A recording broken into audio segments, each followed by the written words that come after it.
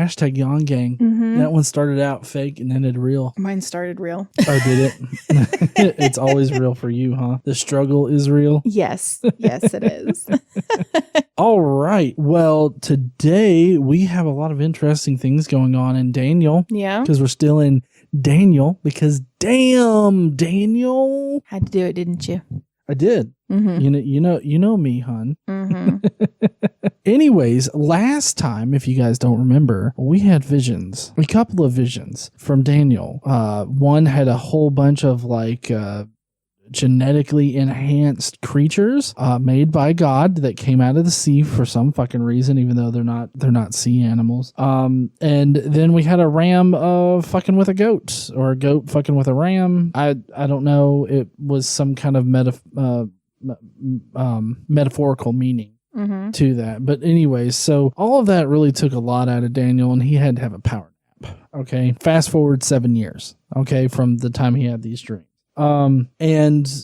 King Belly, as we'll come to know, Belshazzar or something. I don't know. Belshazzam. Yeah. King Shazam. I love how you went from Belly to King Shazam. Yep. Got King Shazam is gonna have a dinner with a whole bunch of really important friends and everything. He's really trying to like impress them and stuff, because he's got a tiny dick. And so what he does is he sends off for some of the special china that they're not supposed to drink out of, but they're gonna do it this time because reasons. So anyways, they're drinking, they're getting drunk and everything like that. And they start like praising all the gods of the precious metals, gods of gold and silver. And I don't know. I think frankincense is a spice, right? Anyways, iron, wood, not spices. Yeah. So, whatever.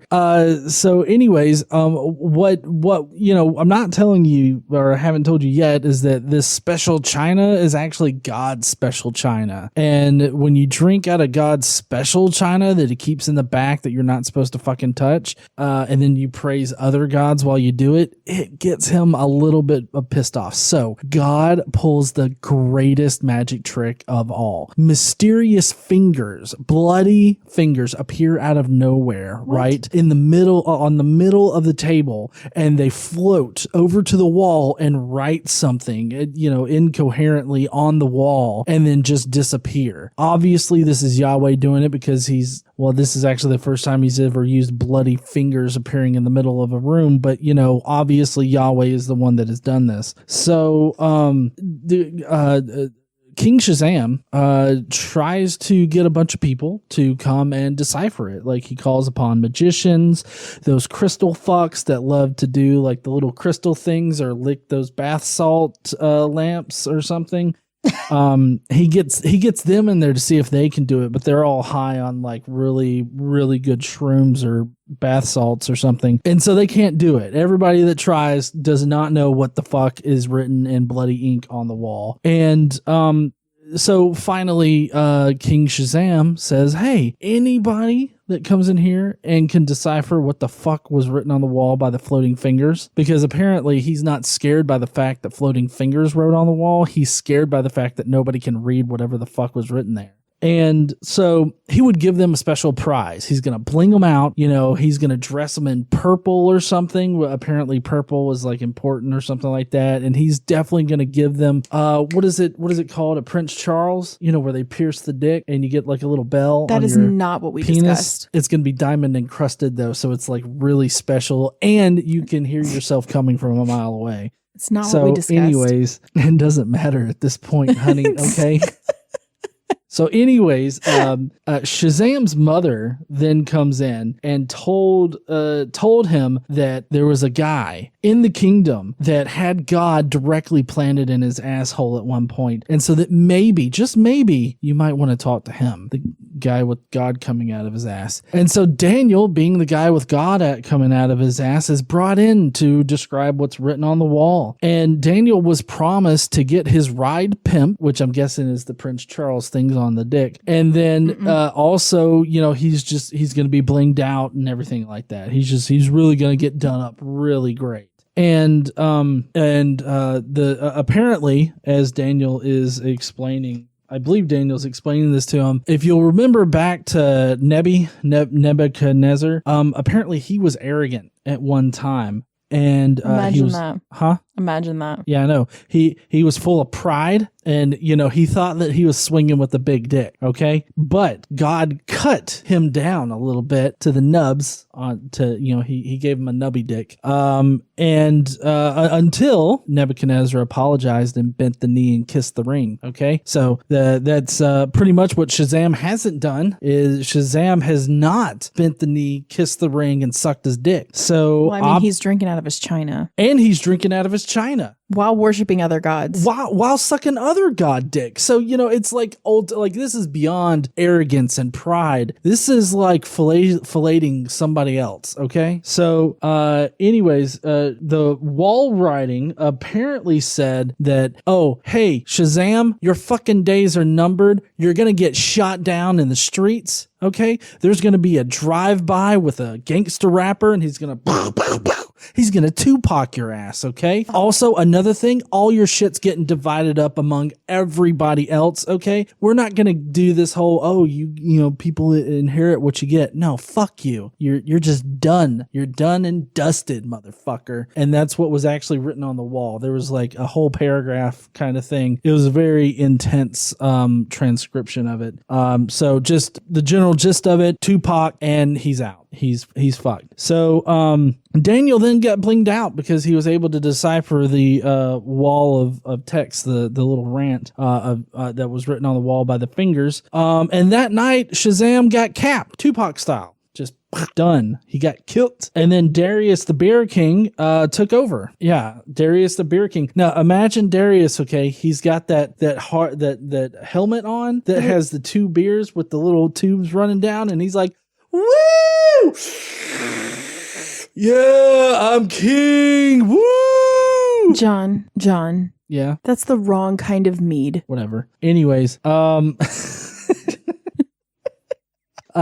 was in charge for a while until some other fuck took it over. But the story gets better because we're going to continue. Later on, Daniel gets Jerry's prophecies. Y'all remember Jerry?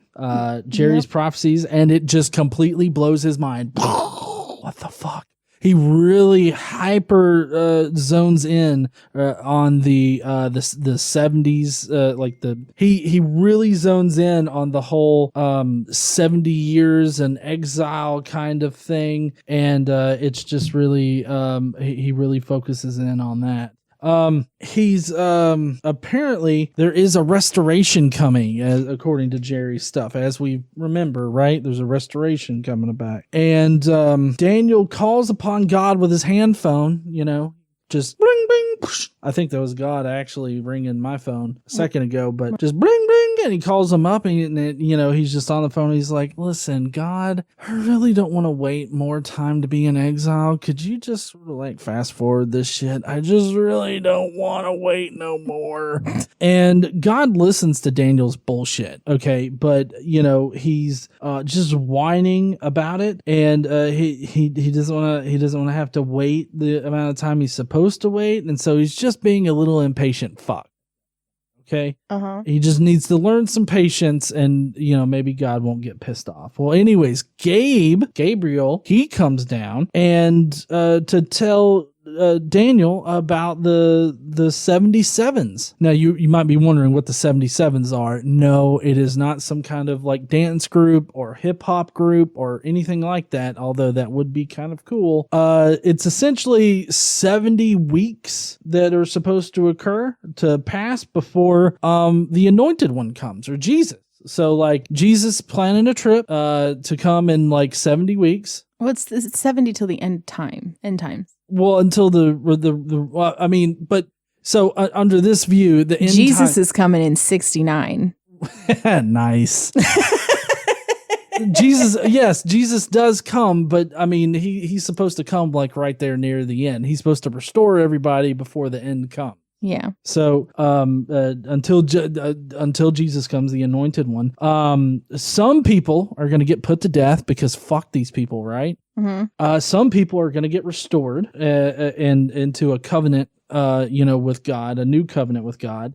And Is then that where everybody's velociraptured? Yes, everybody will get velociraptured. If you're wondering what velociraptured is, that's where God brings back dinosaurs, specifically velociraptors, to kill everybody so that everybody thinks they just ascended into heaven. But it was really murdered by velociraptor. Anyways, Jesus is going to do away with both the temple and sacrifices. And that's all for the Bible study. I hope you guys enjoyed it today. It was, riveting stuff. No, I mean, no. We got to fix all this shit. What? Oh, no, honey, no. What are you talking about? I mean... I recited it clearly. No, this is not what we talked about. I mean, Shazaam gets Tupac. No. They were riding in a Camry down the road, and they just... They took him out. You think if there was going to be a car in the Bible, God would pick a Camry? I mean, yeah. We're just going to go over it. Okay.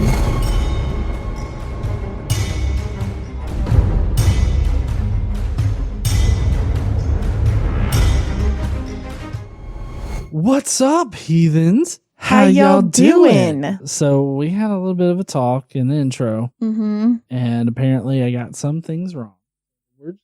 We're going to go over it right now. Yeah, we are. So for sure. Apparently that is necessary. I do feel like, though, if you took all of your, summaries at the beginning of our podcasts, you would have a much more entertaining Bible. Like people would, I would say people would actually read it. People do read the Bible, but it would be like way more entertaining. You think so? Mm-hmm. Okay. So are you ready to get started with the boring? I know you're in charge of the fun part. I'm in charge of the boring part, but I'll try not to interrupt with my shenanigans. Oh, okay. I mean, your shenanigans are what makes it interesting because the Bible's not super interesting. Well, I'll be following along and I'll interject. Okay. So last time, as John started this whole thing off with, we had the two visions. It's been 7 years since then. Hopefully Daniel didn't have to sleep it off that whole time. And we are in time, apparently, at about 542 BCE. Okay. Okay. And last time we did Daniel chapter 7 and 8. Yeah. Mm-hmm. Chapter 7 and 8. And this time we're going to do Daniel chapters 5 and 9. And that's because we're doing this in chronological order, right? And 5 and 9 happen around the same time. Yeah. And they put these together because there are things that are connected in 5 and 9. So they think they happened around the same time. Okay. Okay. So you ready to just get into it? Mm-hmm. Okay. So King Belshazzar gave a great banquet for 1,000 of his nobles and drank wine with them. While Belshazzar was drinking his wine, he gave orders to bring in the gold and silver goblets that Nebuchadnezzar, his father, had taken from the temple in Jerusalem, so that the king and his nobles, his wives, and his concubines might drink from them. So they brought in the gold goblets that had been taken from the temple of God in Jerusalem, and the king and his nobles, his wives, and concubines drank from them. As they drank the wine, they praised the gods of gold and silver, of bronze, iron, wood, and stone. And I think we all know right now what a big fucking mistake this is. Yeah? Yep. Yeah. I do. Big mistake. Huge. Big fucking mistake. Huge, yeah. Suddenly, the fingers of a human hand appeared and wrote on the plaster of the wall near the lampstand in the royal palace. The king watched the hand as it wrote. His face turned pale and he was so frightened that his legs became weak and his knees were knocking knees. He was scared. Mm-hmm. I mean, I feel like I would be a little frightened if like a hand just appeared out of nowhere and wrote some shit on the wall. Yeah. Yeah. Mm-hmm. The king summoned the enchanters, astrologers, and diviners. Then he said to these wise men of Babylon, whoever reads this writing and tells me what it means will be clothed in purple and have a gold chain placed around his neck, and he will be made the third highest ruler in the kingdom. Oh, so they're going to bling him out. Kind of like... Not at all like you said. Who's the guy with the big clock? Flava Flav? Flava Flav. They're going to Flava Flav this. It's like, we're going to put a big old clock because it's time. Then all the king's wise men came in, but they could not read the writing or tell the king what it meant. So King Belshazzar became even more terrified, and his face grew more pale, and his nobles were baffled. So listen, okay, like I get why nobody can read it but Daniel as part of a storyline. But if you think about it, like if God, right, is wanting to communicate something to him because he's using his good China, you'd think it'd be obvious. Why wouldn't he just write in whatever kind of fucking language the guy was speaking in or understood or something like that? I mean, I don't know. So here's what I don't understand. I'm along for the ride with you. Why make it like so cryptic, right? Mm-hmm. Why do that? Which is a fair question, especially given, do you remember Aaron's sons who lit the incense with the wrong fucking flame? Yeah. So they were just engulfed in fire. That sends a really fucking clear message. Definitely. But this guy's doing way worse. Like those guys were at least like, they were worshiping God, the right one, right? Mm-hmm. And they were doing everything that he told them to do. They lit it with the wrong fire. That's all. That's it. Right? Up in flames. Yeah. These people are drinking from the goblets, God's china, the goblets from the temple, while worshiping other gods. Yeah. So fucked up. And what you do is write some cryptic message on a wall? Yeah. That seems sus. It's totally sus. Yeah. Okay. So the queen, or better translated or otherwise translated Queen Mother, it's apparently Belshazzar's mother, hearing the voices of the king and his nobles, came into the banquet hall. "May the king live forever," she said. "Don't be alarmed. Don't look so pale. There is a man in your kingdom who has the spirit of the holy gods in him. In the time of your father, he was found to have insight and intelligence and wisdom like that of the gods. Your father, King Nebuchadnezzar, appointed him the chief of the magicians, enchanters, astrologers, and diviners. He did this because Daniel, whom the king called Belteshazzar, was found to have a keen mind and knowledge and understanding, and also the ability to interpret dreams, explain riddles, and solve difficult problems. Call for Daniel and he will tell you what the writing means." Okay. Boy, does he. Yeah. I think it's interesting though, because his son was Belshazzar, and the king called Daniel Belteshazzar. Belteshazzar.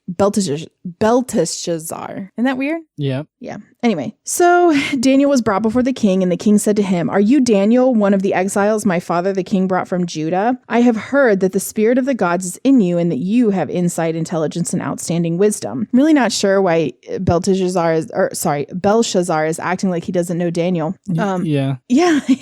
Daniel worked for him in the previous chapter. Well, in this chapter in the Bible technically is before, but in time it's after. Right. So he would have known him anyway. I thought that was kind of weird. Anyway, so he brings him in, and I have heard that this is Belshazzar speaking. "I have heard that the spirit of the gods is in you, and that you have insight, intelligence, and outstanding wisdom. The wise men and enchanters were brought before me to read the writing and tell me what it means, but they could not explain it. Now I have heard that you are able to give interpretations and to solve difficult problems. If you can read this writing and tell me what it means, you will be clothed in purple and have a gold chain placed around your neck, and you will be made the third highest ruler in the kingdom." Bling, bling.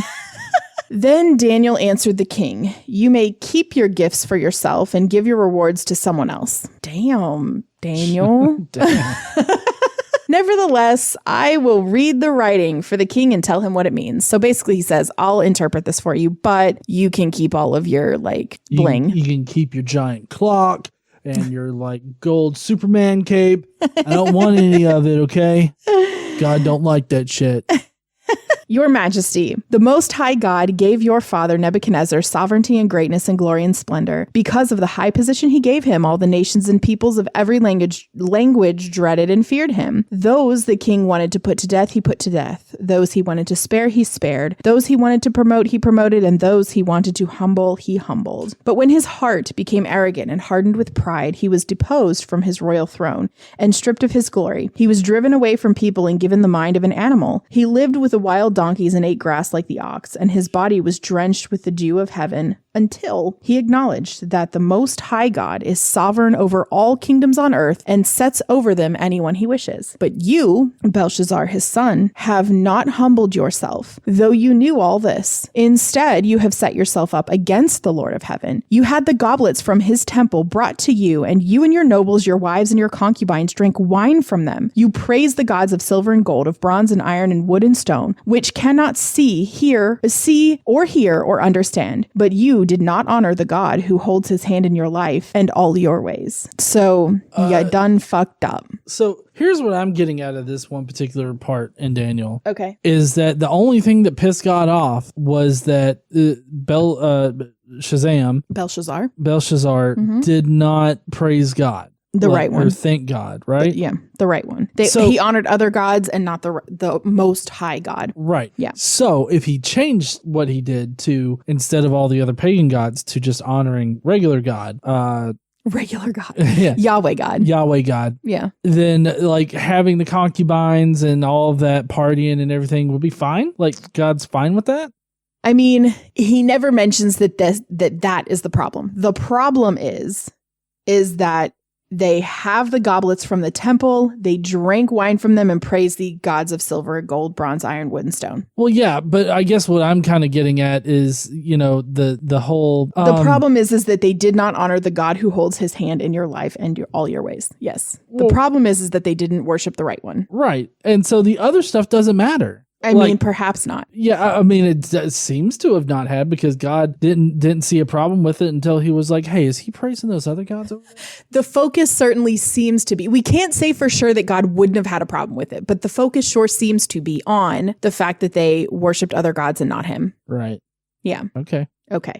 Therefore, he sent the hand. So this is still Daniel talking. Okay. Mm-hmm. Therefore, he, being God, Yahweh God, sent the hand that wrote the inscription. This is the inscription that was written. Mene, mene, tekel upharsin. All right. Mm-hmm. Here's what these words mean, which I think it's weird that they can't interpret those words, but Daniel knows what those words mean. Anyway, because there's actual translations for these words to language that existed at the time, right? Mm-hmm. So mene can either mean, and this is like actual translation, okay? So and then this is in the footnote. Mene can mean either numbered or mina, which is a unit of money. Right. Okay. I'm going to tell you what the footnotes are first, and then I'll tell you what he interprets. Okay. Tekel can mean weighed or shekel. Okay. And phares is the single of upharsin, and it can mean divided or Persia or half a mina or half a shekel. So, essentially, we can interpret this as a whole bunch of units of money, right? Mm-hmm. Just like mene, mene, tekel, upharsin is several different units of money, right? Mm-hmm. Or here's how Daniel interpreted it. God has, mene, mene, mene. God has numbered the days of your reign and brought it to an end. Tekel, you have been weighed on the scales and found wanting. Phares, your kingdom is divided and given to the Medes and Persians. Seems really weird. Yeah. So, because those are the other meanings, like mene can mean numbered, mm-hmm. tekel can mean weighed, and phares, the single of pharsin, can mean divided. Okay. So that's how he interprets it. God has numbered your days and brought it to an end. You've been weighed and measured and found wanting, and your kingdom is divided and given to the Medes and the Persians. Okay. Okay. So, because of this interpretation, at Belshazzar's command, Daniel was clothed in purple, a gold chain was placed around his neck, and he was proclaimed the third highest ruler in the kingdom. Bling, bling. He got that chain. I mean, he said he didn't want those things, but that's what happened, supposedly, right? That very night, Belshazzar, king of the Babylonians, was slain, and Darius the Mede took over the kingdom at the age of 62. Beer helmet and all.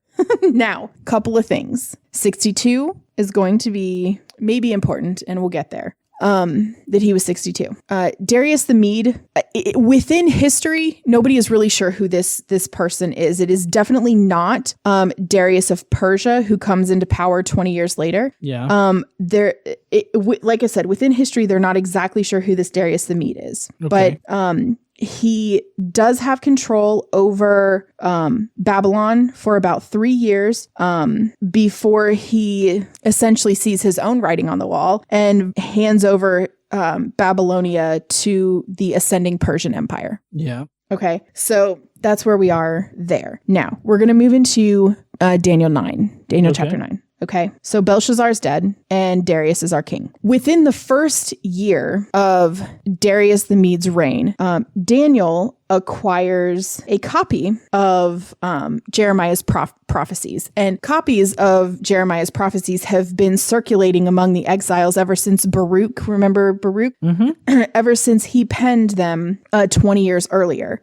Since the Jeremiah's prophecies, it's been, 63 years since, it hasn't been 63 years since that. So it's been 63 years since Daniel and other exiles were taken from the first deportation. question. Okay. Jeremiah predicted a 70-year exile, remember? Right. Okay, so it's been 63 years since then. All right, Okay. so we're gonna find out what happens when Daniel reads Jeremiah. Okay. Okay, in the first year of Darius, son of Xerxes, a Mede by descent, who was made ruler over the Babylonian kingdom, in the first year of his reign, I, Daniel, understood from the scriptures, according to the word of the Lord given to Jeremiah the prophet, that the desolation of Jerusalem would last 70 years. So I turned to the Lord God and pleaded with him in prayer and petition, fasting and in sackcloth and ashes. I prayed to the Lord my God and confessed, Lord, the great and awesome God, who keeps his covenant of love with those who love him and keeps his commandments, we have sinned and done wrong. We have been wicked and have rebelled. We have turned away from your commands and laws.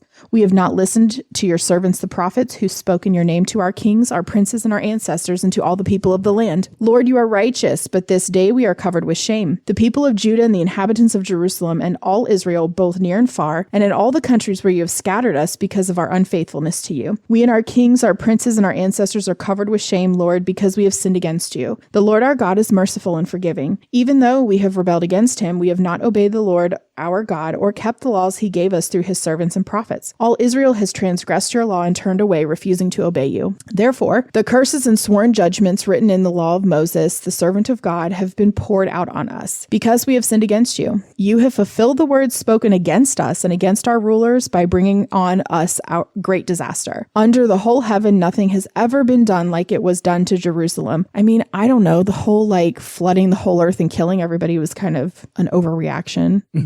Yeah. I agree. Just as it is written in the law of Moses, all this disaster has come on us, yet we have not sought the favor of the Lord our God by turning from our sins and giving attention to your truth. The Lord did not hesitate to bring disaster on us, for the Lord our God is righteous in everything he does, yet we have not obeyed him. Now, Lord our God, who brought your people out of Egypt with a mighty hand and who made for yourself a name that endures to this day, we have sinned, we have done wrong. Lord, in keeping with all your righteous acts, turn away your anger and your wrath from Jerusalem, your city, your holy hill. Our sins and the iniquities of our ancestors have made Jerusalem and your people an object of scorn to those all around us. Now, our God, hear the prayers and petitions of your servant. For your sake, Lord, look with favor on your desolate sanctuary. Give ear, our God, and hear. Open your eyes and see the desolation the city bears in your name, or in the city that bears your name. We do not make requests of you because we are righteous, but because of your great mercy. Lord, listen. Lord, forgive. Lord, hear and act. For your sake, my God, do not delay, because your city and your people bear your name. So Daniel wants God to end the 70-year sentencing essentially now. Right. He doesn't want to wait an additional 7 years. Mm-hmm. Okay.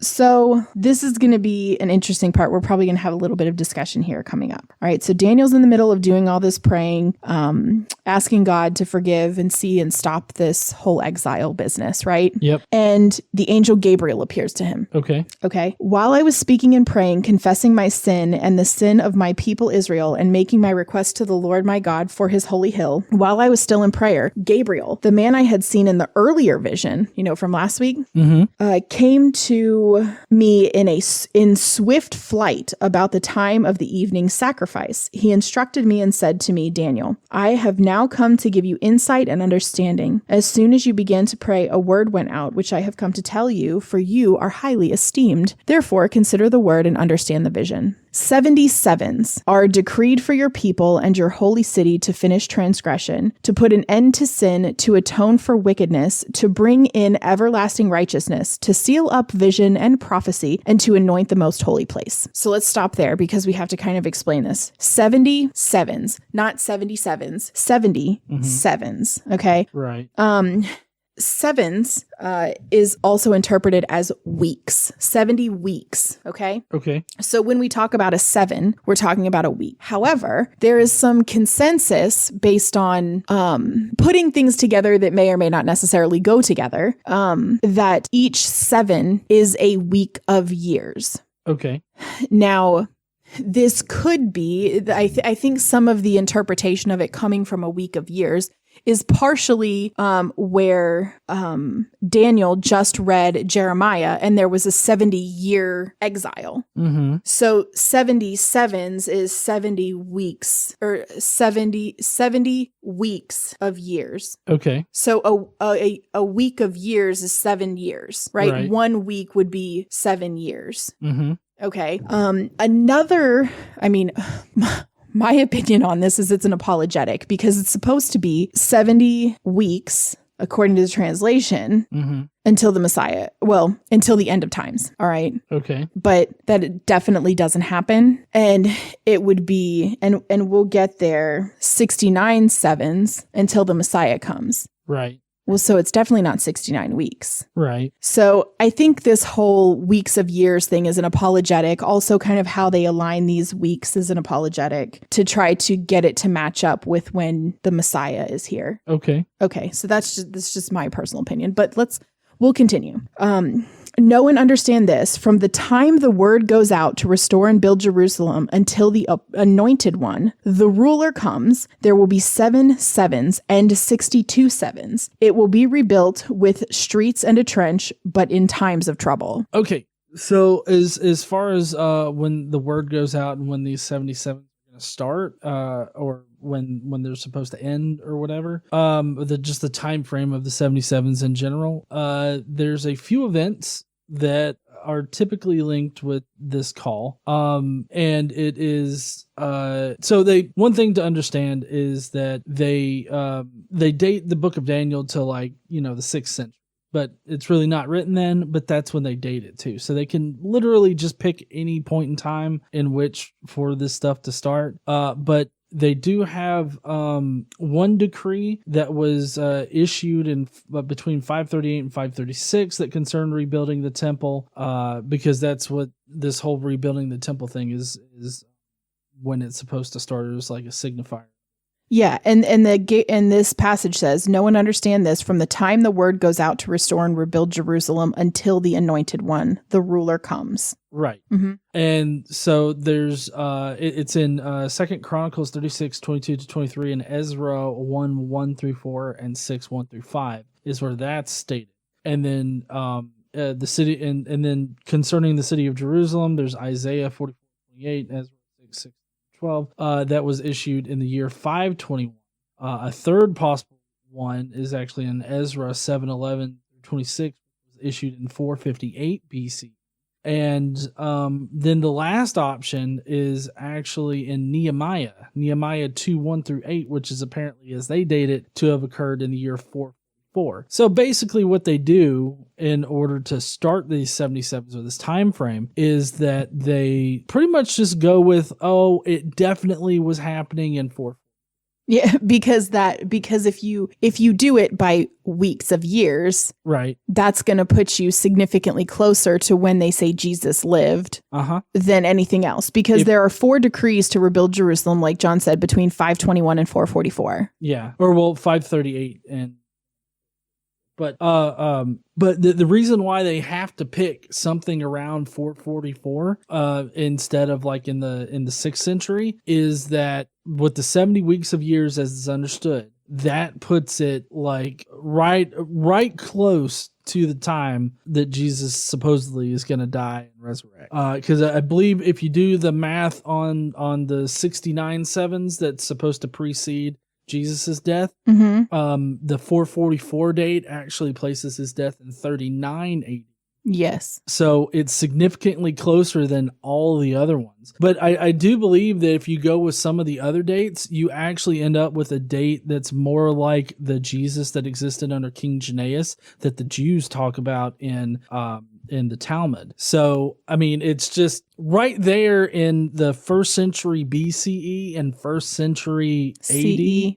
CE is kind of like the prime time for Jesus to be inserted at any single point, as we can tell. Yeah, so it's interesting because there's two. They split this into 3 sections, right? Your 7 sevens and your 62 sevens. Okay. Mm-hmm. And I'm not exactly sure why they split it out like that, but that's what they do. Yeah, there's there's no real time frame given, and the last 7 has not occurred yet. Well, right. Mm-hmm. So let's continue on with Gabriel's explanation, okay? Let's do it. Okay. After the 62 sevens, the anointed one will be put to death and will have nothing. The people of the ruler who will come will destroy the city and the sanctuary. The end will come like a flood. War will continue until the end, and desolations have been decreed. He will confirm a covenant with many for 1 7. Okay, so that's when he's going to confirm his covenant during that last 7. In the middle of the 7, that 7, that week of years that really is weeks, but they use years. Right. He will put an end to sacrifice and offering. And the temple he will set up, and at the temple he will set up an abomination that causes desolation until the end that is decreed is poured out on him.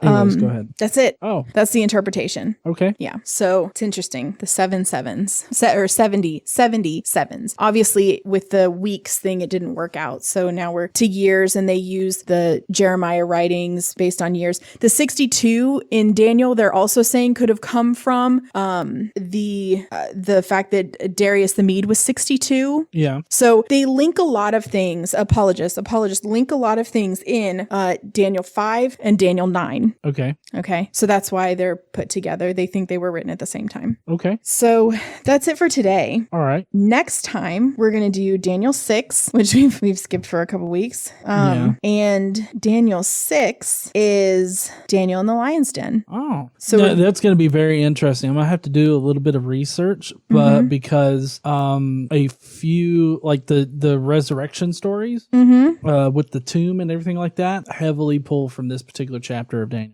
All right. Yeah. So that's what we're going to do next week is Daniel in the Lion's Den. And then the following week after that, we get into the period of restoration. And you mentioned it a little today, Ezra. Oh, okay. Yeah. Cool. So we're going to finish up Daniel and go into Ezra. Well, we won't go into Ezra next week. Next week is just Daniel in the Lion's Den. Right. Yep. And we're going to have to, like I said, I'm going to have to do a lot of research into that, and I'll let you guys know what tools or books and sources I use next week for looking at that and connecting the two. But yeah, I can't wait for Daniel in the Lion's Den. But y'all are gonna have to wait for Daniel's in the Lion's Den. Daniel in the Lion's Den. Whatever. For next week. For right now, though, I'd really love to know what you guys think about today's episode or today's Bible study. Let us know down in the comments. Did you get something out of this particular Bible study? Did you not? How did you like the opening? I find that my summaries are actually better than that stuff. They are. It's true. But they're definitely not what we discuss. Anyways, let us know down below in the comments what you guys think. While you're down there, why don't y'all smash that like button and subscribe if you like Bible studies like this. And don't forget to stand up and use your voice. bye, heathens. Bye, y'all.